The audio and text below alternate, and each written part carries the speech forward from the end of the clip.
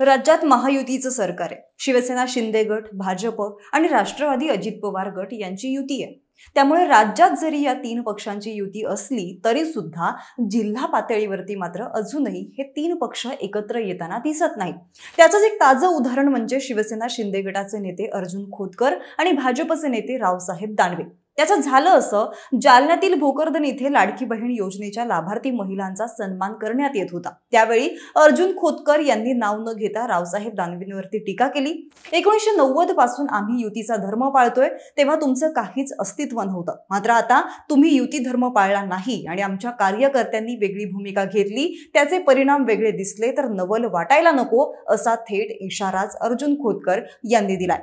मराठवाड्यातील जालना ही एक अशी जागा आहे जी महायुतीसाठी भविष्यात डोकेदुखी सुद्धा ठरू शकते। त्याचं एकमेव कारण म्हणजे रावसाहेब दानवे आणि अर्जुन खोतकर यांच्यामधलं हे वैर। तेव्हा पाहूयात नेमकं काय आहे जालन्याचं ते जुनं दुखणं, तेही विस्ताराने। नमस्कार, मी मयुरी आणि तुम्ही पाहताय लगावबत्ती। जालना लोकसभा मतदारसंघावरून भाजपचे नेते रावसाहेब दानवे आणि शिवसेनेचे अर्जुन खोतकर यांच्यातील वाद हा वारंवार हातघाईला येतात। दर निवडणुकीवेळी त्यांच्यातील वैर संपवण्याचा प्रयत्न सुद्धा पक्षातील वरिष्ठांच्या मदतीने केला जातो, पण मतदारसंघाच्या मुद्द्यावरून दोघांच्याही हातातली दोर काही सुटत नाही, मनातली खदखद सुद्धा कायम राहते।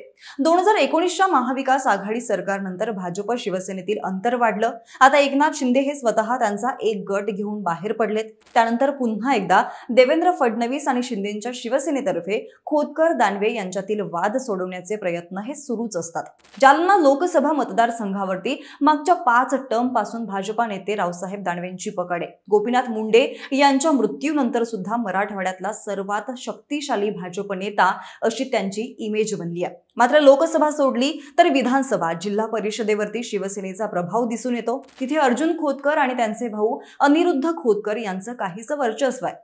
जालना लोकसभा मतदारसंघात 5 विधानसभा मतदारसंघ येतात, त्यापैकी 3 ठिकाणी भाजपा तर एका मतदारसंघावरती काँग्रेसचं वर्चस्व आहे आणि एका ठिकाणी राष्ट्रवादी काँग्रेसचे आमदार आहेत। खरं तर अर्जुन खोतकर आणि रावसाहेब दानवे या दोघांमधला वाद हा 2016 मध्ये सुरू झाला। त्यावेळी जिल्हा परिषद निवडणुकीत भाजपला सर्वाधिक जागा मिळाल्या होत्या, मात्र शिवसेना आणि राष्ट्रवादी यांना एकत्र आणत अर्जुन खोतकरांनी जिल्हा परिषदेचे अध्यक्षपद मिळवलं। तेव्हापासूनच दानवेंच्या मनात सल निर्माण झाली। दानवेंचे विरोधक राष्ट्रवादी काँग्रेसचे सतीश टोपे तेव्हा जिल्हा परिषद उपाध्यक्ष बनले। त्यावेळेसपासूनच खोतकर आणि दानवे यांच्यातील हा संघर्ष अधिकाधिक तीव्र बनला आणि खोतकरांनी दानवेंच्या विरोधकांना एकत्र आणायला सुरुवात केली। 2019 नंतर तर हा वाद अगदी विकोपाला गेला। त्याचं कारण म्हणजे 2019 ची लोकसभा निवडणूक लढवण्यासाठी अर्जुन खोतकरांनी तयारी केली होती, पण शिवसेना आणि भाजप यांच्या युतीमुळे उद्धव ठाकरेंच्या खास शब्दासाठी खोतकरांना त्या निवडणुकीतून माघार घ्यावी लागली होती। त्याच वादाचा दुसरा भाग म्हणजे दानवेंनी केलेलं एक स्टेटमेंट।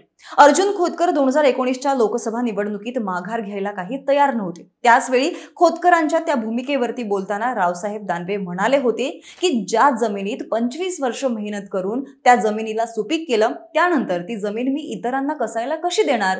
त्यांच्या या स्टेटमेंटवरून सुद्धा त्यावेळी बरीच चर्चा झाली होती। सोबतच मविया सरकारच्या काळात भाजप विरोधी नेत्यांविरोधात ईडीची कारवाई सुरू झाली होती। यात अर्जुन खोतकर यांच्या विरोधात सुद्धा 100 कोटी रुपयांच्या घोटाळ्याचा आरोप सुद्धा करण्यात आला होता आणि रावसाहेब दानवे यांच्यामुळेच ही चौकशी सुरू झाल्याचा आरोप सुद्धा अर्जुन खोतकरांनी केला होता। त्यानंतर दानवेंचं राजकारण संपवल्याशिवाय राहणार नाही अशी भूमिका सुद्धा अर्जुन खोतकर यांनी घेतली होती। पण अलीकडेच माध्यमांमध्ये खोतकर दानवे यांच्यातील अबोला संपल्याच्या बातम्या आल्या। त्यानंतर दानवेंनी खोतकरांच्या घरी जाऊन त्यांची गळाभेट सुद्धा घेतल्याचे काही फोटो व्हायरल झाले। सोबतच यंदाच्या लोकसभा निवडणुकीत महिनाभरापूर्वी गांधी चमन इथे झालेल्या कार्यक्रमात अर्जुन खोतकरांनी दानवेंचं तोंड भरून कौतुक सुद्धा केलं होतं आणि हे कौतुक करत असताना दानवेंना दिल्लीला पाठवण्याचं आवाहन सुद्धा त्यांनी केलं होतं। पण म्हणतात ना, राजकारणात कधी कोण कोणाची गळाभेट घेईल आणि कोण कोणाचा गळा पकडेल सांगता येत नाही। तसंच काहीसं यांच्या बाबतीत सुद्धा झालं,